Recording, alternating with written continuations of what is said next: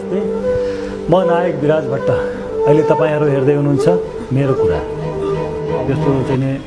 अब मैले गरेको जस्तो दादागिरी फिल्म रौजनाके दादागिरी फिल्ममा मलाई चाहिँ नि त्यो भालुसँगको जुन फाइट थियो त्यो फाइट गर्दाखेरि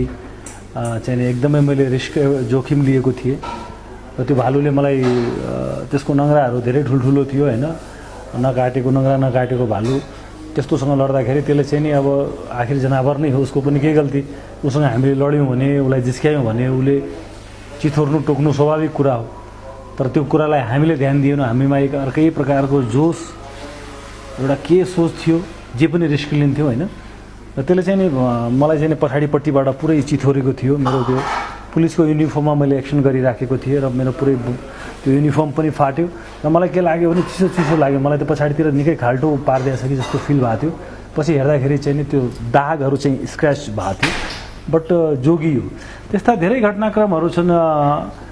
विभिन्न फिल्ममा चाहिँ नि, कुनै फिल्ममा अब